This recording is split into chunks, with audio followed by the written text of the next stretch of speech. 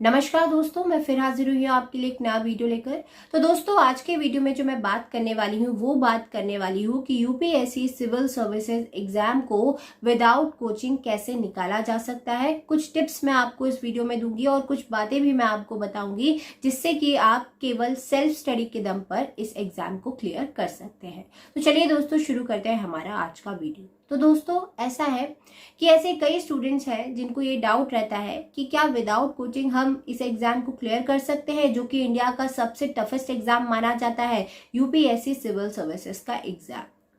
कुछ स्टूडेंट ऐसे हैं जो कोचिंग नहीं जा सकते, जिनकी जो फाइनेंशियल कंडीशन है वो अच्छी नहीं है, और वो लोग सोचते हैं कि क्या सेल्फ स्टडी के दम पर इस एग्जाम को क्लियर कर सकते हैं हम लोग। तो उनके लिए जो जवाब है वो है हाँ, जी हाँ, आप सेल्फ स्टडी के दम पर इस एग्जाम को क्लियर कर सकते हैं। ऐसे कई टॉपर्स हैं जिन्होंने सेल्फ स्टडी के दम पर इस एग्जाम को क्लियर किया है। मैं कुछ नाम आपको बता देती हूँ, जैसे कि शिवानी गुप्ता, प्रियांक किशोर, शीरत फातिमा देशल। ये सब जो है इन्होंने यूपीएससी के एग्जाम को क्लियर किया है विदाउट कोचिंग, और ऐसे ही कई नाम हैं जिन्होंने क्लियर किया है विदाउट कोचिंग इस एग्जाम को। अब बात आती है कि आखिर इस एग्जाम को क्लियर कैसे किया जाए।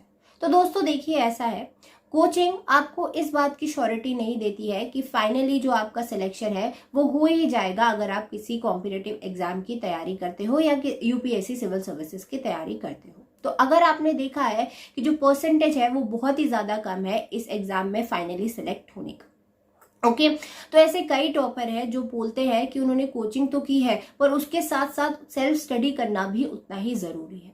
चूंकि हम यहाँ पर सेल्फ स्टडी की बात कर रहे हैं इस वीडियो में, तो मैं केवल और केवल सेल्फ स्टडी से इस एग्जाम को कैसे क्लियर कर सकते हैं वही बातें मैं आपको बताऊंगी। तो चलिए दोस्तों, शुरू करते हैं। तो दोस्तों देखिए, पहले ही मैं आपको बता देना चाहती हूँ कि अगर आप सेल्फ स्टडी पर इस एग्जाम को क्लियर करना चाहते हैं तो आपको इस एग्जाम को क्लियर करने के लिए उस जुनून की आवश्यकता है, उस कंसिस्टेंसी की आवश्यकता है, उस हार्ड वर्क की आवश्यकता है, जो कि आपको ये मदद करेगा इस एग्जाम को क्लियर करने में।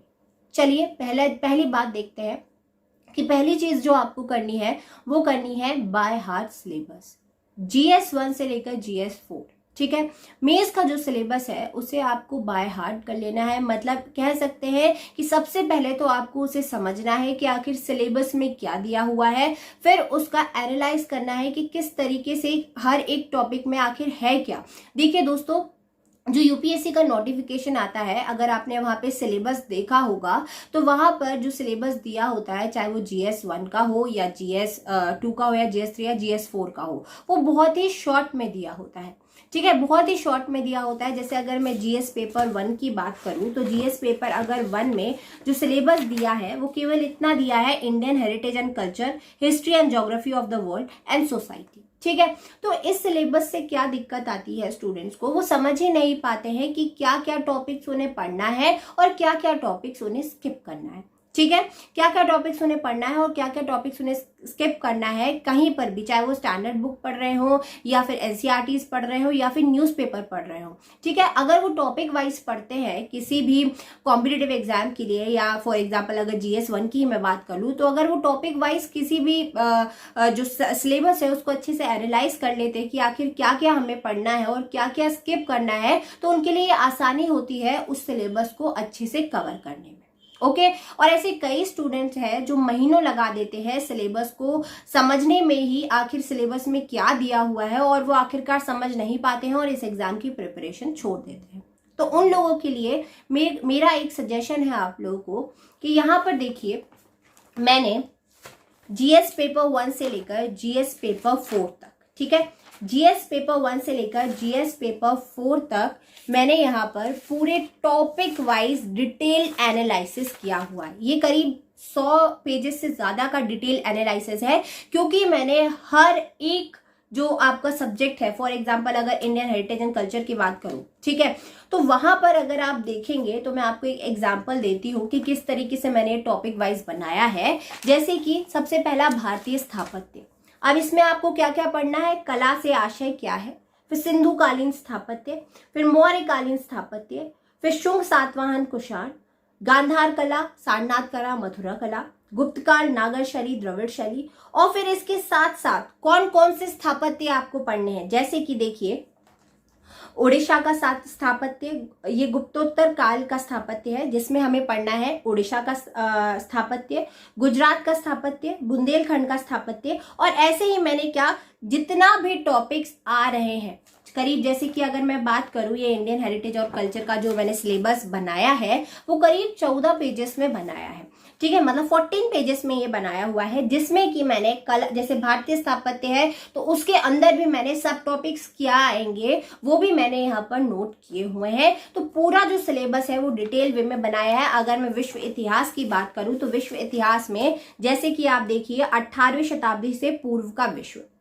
यहाँ पर देखिए सामंतवाद, उसकी आखिर भूमिका क्या है। तो सामंतवाद में भी आपको क्या पढ़ना है, उसकी भूमिका पढ़नी है, सामंतवाद का जो विकास है वो क्यों हुआ, सामंतवाद की विशेषताएं, मैनर, किसान, राजा व सामंत, और लास्ट में क्या पढ़ना है आपको, निष्कर्ष पढ़ना है। इस तरीके से क्या मैंने एक सिलेबस का यहाँ पे पूरा बनाया हुआ है, जिससे कि अगर आप इस सिलेबस को देखेंगे तो आप ये पाएंगे कि अगर आप इन टॉपिक्स को पढ़ते हैं, केवल और केवल इन टॉपिक्स को पढ़ते हैं स्टैंडर्ड बुक को साथ लेकर, तो डेफिनेटली आप इस एग्जाम का जो सिलेबस है उसको कवर कर लेंगे और बिल्कुल आप सही दिशा में जा रहे होंगे, ठीक है। तो अगर इस सिलेबस को आप लेना चाहते हैं तो ये जो सिलेबस है इसकी जो कीमत मैंने रखी है वो रखी है केवल और केवल 99 रुपीज। जी हाँ दोस्तों, मेंस का पूरा सिलेबस GS1 से लेकर GS4 तक, ठीक है, GS1, GS2, GS3, GS4 का डिटेल सिलेबस टॉपिक वाइज, इसकी जो मैंने कीमत रखी है केवल और केवल 99 रुपीज रखी है। अगर आप चाहते हैं इस सिलेबस को लेना तो आप यहाँ पर स्क्रीन पे दिए गए नंबर पर मुझे व्हाट्सएप कर सकते हैं। अगर आपको यूपीएससी हिंदी में सिलेबस चाहिए GS1 से लेकर GS4 तक का तो आप लिखकर भेजेंगे यूपीएससी हिंदी, और अगर आपको इंग्लिश में चाहिए तो आप लिख के भेजेंगे यूपीएससी इंग्लिश। यहाँ पर मैं क्लियर कर देना चाहती हूँ, अभी जो ये सिलेबस है ये हिंदी में अवेलेबल है, इंग्लिश पर हमारा काम चल रहा है, लेकिन आप भेज सकते हैं इंग्लिश भी, यूपीएससी इंग्लिश लिखकर, ताकि हमें पता चल जाए कि कितने स्टूडेंट्स की डिमांड है इंग्लिश में, ठीक है। तो ये अभी केवल हिंदी में अवेलेबल है, तो अगर आप चाहें तो इसे केवल और केवल 99 रुपीज में खरीद सकते हैं। आपको जैसे ही आप मुझे इस नंबर पर मैसेज करेंगे आपको फुल इन्फॉर्मेशन दे दी जाएगी कि आखिर आपको ये कैसे मिलेगा सिलेबस। आप ये सोच सकते हैं कि 99 रुपीज कोई बड़ी कीमत नहीं है, आप ऐसा मान सकते हैं कि आपने कोई बुक ही खरीद ली है, जो कि मतलब इतनी सस्ती तो कोई बुक भी नहीं आती है, ठीक है। तो यहाँ पर तो मैंने पूरा डिटेल आपको मैं सिलेबस दे रही हूँ टॉपिक वाइज। ओके दोस्तों, अगर आप चाहें तो इसको खरीद सकते हैं, और अगर आप नहीं खरीदना चाहते हैं तो मैं आपको सजेशन देती हूँ कि बाय हार्ट आप सिलेबस कर लीजिएगा। GS1 से लेके GS4 तक के जो सिलेबस है उसको आप इतने अच्छे से पढ़ लीजिए, हर एक टॉपिक वाइज आप समझ लीजिए कि आखिर इसमें है क्या, आपको क्या क्या पढ़ना है, क्या क्या स्किप करना है, ताकि जब आप न्यूज़पेपर पढ़े जो कि मोस्ट इंपॉर्टेंट होता है यूपीएससी सिविल सर्विसेज में, तब आप ये समझ पाए कि कौन से आर्टिकल को आपको पढ़ना है और कौन से आर्टिकल को आपको स्किप करना है, ठीक है, क्योंकि सारा आपको नहीं पढ़ना होता है। ओके तो पहला जो ये है वो बात है ये है कि GS1 से लेकर GS4 तक के सिलेबस को एनालाइज करना है, क्या क्या टॉपिक उसमें आते हैं वो पढ़ना है, और उन्हीं टॉपिक को देखकर आपको क्या करना है, जो प्रिपरेशन है आपकी वो शुरू करनी है। ओके, सबसे मेन इंपॉर्टेंट है सिलेबस। नेक्स्ट आपका आता है ऑप्शनल। ऑप्शनल मैंने नेक्स्ट इसलिए लिया है क्योंकि ऑप्शनल के जो नंबर हैं वो बहुत ही ज़्यादा मायने रखते हैं। अगर आप प्रीलिम्स क्लियर भी कर लेते हैं और मेंस में अगर आप अटक जाते हैं तो कोई मतलब नहीं रह जाता आपका प्रीलिम्स क्लियर करने का। तो अगर आप क्लियर करना ही चाहते हैं तो प्रीलिम्स भी क्लियर कीजिए, मेंस भी क्लियर कीजिए, और इंटरव्यू भी फाइनल सिलेक्शन आप लीजिए। अदरवाइज अगर इंटरव्यू भी आप क्लियर नहीं कर पाते हैं, इंटरव्यू में भी अगर आप अटकते हैं तो कोई मतलब नहीं होगा, फिर आप उसी जगह पर आ जाएंगे। तो प्रिपरेशन ऐसी रखिएगा कि कहीं पर भी आप अटके ना, ठीक है। दूसरी बात आती है ऑप्शनल आपको बहुत ही समझ के लेना है। जिस भी सब्जेक्ट में आपको इंटरेस्ट हो, प्रीवियस ईयर के जो क्वेश्चन पेपर है उनको उठा के देखिएगा आप। जौन सा भी सब्जेक्ट आपको लगता हो कि इसमें मैं अच्छा परफॉर्म कर सकता हूं तो आप उस हिसाब से ऑप्शनल का जो सब्जेक्ट है उसे लीजिएगा, ठीक है। प्रीवियस ईयर के क्वेश्चन पेपर लगा के देखिएगा, आंसर लिख के देखिएगा। अगर आपको लगता है कि मैं ये एग्जाम जो ऑप्शनल है वो रख सकता हूं और इसमें अच्छे मार्क्स ला सकता हूं तो डेफिनेटली आप वो ऑप्शनल लीजिए, ठीक है। आप चाहें तो अगर आपकी ग्रेजुएशन फॉर एग्जाम्पल अगर आपने बीटेक किया है इलेक्ट्रिकल इंजीनियरिंग में तो आप इलेक्ट्रिकल इंजीनियरिंग सब्जेक्ट भी ले सकते हैं। मेरा कहने का मतलब है जिसमें आपने ग्रेजुएशन किया है है उसमें आप वो सब्जेक्ट भी आप ले सकते हैं अगर आप उसमें अच्छे हैं तो। ओके, नेक्स्ट जो आती है बात वो आती है टाइम टेबल। जी हाँ दोस्तों, टाइम टेबल बहुत ही ज़्यादा इंपॉर्टेंट है इस एग्जाम में, क्योंकि टाइम टेबल से क्या होगा, आपका एक रूटीन बन जाएगा कि डेली आपको क्या क्या कहाँ कहाँ पर करना है, मतलब कितना टाइम किस सब्जेक्ट को देना है।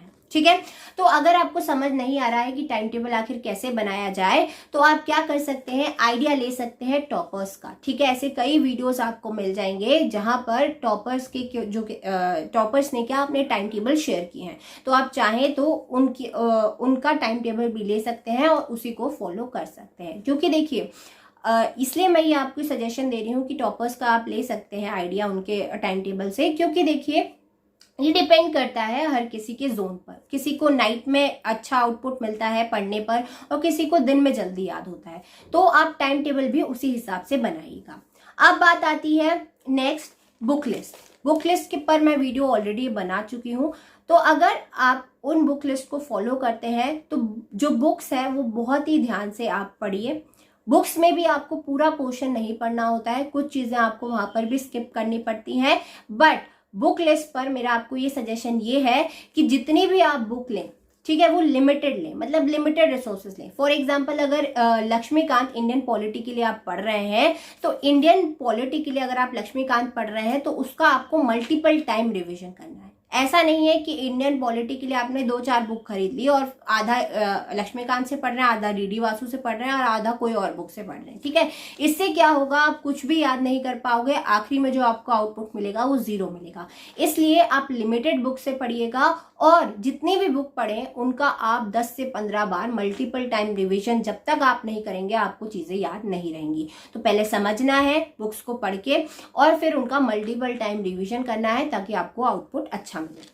ओके, अब नेक्स्ट बात आती है न्यूज़पेपर की। तो न्यूज़पेपर जो मैं हमेशा आपको कहती हूँ कि करंट अफेयर्स बहुत ही ज़्यादा ज़रूरी है इस एग्ज़ाम के लिए, तो डेली आपको न्यूज़पेपर इस एग्ज़ाम के लिए पढ़ना ज़रूरी है। और सिलेबस का जैसे मैंने आपको बताया, सिलेबस को देखकर समझकर आपको न्यूज़पेपर पढ़ना है। पूरा न्यूज़पेपर आपको नहीं पढ़ना है, कौन से आर्टिकल आपको पढ़ना है, कौन से आपको आर्टिकल स्किप करना है, यह आपको सिलेबस से ही समझ आएगा। इसलिए मैंने आपको फर्स्ट में ही बता दिया कि सिलेबस को बाय हार्ट आपको करना है। ठीक है, अब नेक्स्ट आती है आपकी बात, नेक्स्ट आती है आपकी टेस्ट सीरीज। टेस्ट सीरीज लगाना क्यों ज्यादा जरूरी है? टेस्ट सीरीज लगाना इसलिए ज्यादा जरूरी है क्योंकि देखिए आपको टेस्ट सीरीज क्या, टेलीग्राम पर ऐसे कई टेलीग्राम चैनल है जहां पर टेस्ट सीरीज आपको फ्री में अवेलेबल रहती हैं। आप चाहे तो वहां से डाउनलोड कर सकते हैं, या फिर अगर आप डाउनलोड कर लेते हैं वहां से क्योंकि फ्री में अवेलेबल है, तो वहां से आप क्या करिए, उन टेस्ट सीरीज को लगाइएगा और एनालाइज कीजिएगा कि कहां पर आपकी गलती है। ठीक है, टेस्ट सीरीज से बस आपको ये फायदा मिलता है कि आपको आपकी गलतियां समझ आ जाती हैं और आप उन गलतियों को सुधारिएगा। ठीक है, नेक्स्ट आता है आपका आंसर राइटिंग। आंसर राइटिंग भी बहुत ही ज्यादा इंपॉर्टेंट है, क्योंकि अगर आप आंसर राइटिंग प्रैक्टिस नहीं करते हैं, ऐसे मैंने कई टॉपर्स देखे हैं जिन्होंने इंटरव्यू में कहा है कि अगर वो उनको IAS नहीं मिला, वो केवल इसी वजह से नहीं मिला कि उन्होंने आंसर राइटिंग नहीं की थी, या वो 1-2 नंबर से रह गए क्योंकि उन्होंने उनके पिछले अटेम्प्ट में आंसर राइटिंग नहीं की थी। तो आंसर राइटिंग करना बहुत ही ज्यादा जरूरी है, पर ऐसा नहीं है कि फर्स्ट डे से ही आंसर राइटिंग आप शुरू कर दें। आंसर राइटिंग आप जब अच्छे से पढ़ लें तब शुरू कीजिएगा। ठीक है, ताकि आप कुछ तो आंसर लिखें। ठीक है, तो आंसर राइटिंग ऐसा करिएगा कि जो आंसर राइटिंग है उसकी प्रैक्टिस करना आपको बहुत ही ज्यादा जरूरी है। अब जो नेक्स्ट आती है वो बात आती है, मैं आपको बता ही चुकी हूँ कि जो सोर्सेज हैं वो आप क्या रखिएगा, लिमिटेड रखिएगा और मल्टीपल टाइम आप रिविजन करिएगा। ओके, मल्टीपल टाइम आपको रिवीजन करना है। तो दोस्तों यहाँ मैंने आपको कुछ टिप्स बता दी जिससे कि आप सेल्फ स्टडी से एग्जाम को क्लियर कर सकते हैं। इस जो ये टफेस्ट एग्जाम माना जाता है यूपीएससी का, अगर आप चाहें, क्योंकि अगर इंसान मन में ठान ले कि इस एग्जाम को उसे क्लियर करना है तो वो क्लियर करके ही रहता है, और आप भी इस एग्जाम को डेफिनेटली क्लियर करके ही रहेंगे अगर आपने ये मान लिया कि आप इस एग्जाम को क्लियर कर लेंगे। ठीक है, अगर आप में वो आत्मविश्वास आपने जगा लिया कि आप इस एग्जाम को क्लियर कर सकते हैं तो आप इस एग्जाम को डेफिनेटली क्लियर कर सकते हैं। तो दोस्तों यही था हमारा आज का वीडियो। आई होप आपको ये वीडियो अच्छा लगा हो। मिलते हैं नेक्स्ट वीडियो में। Thank you so much.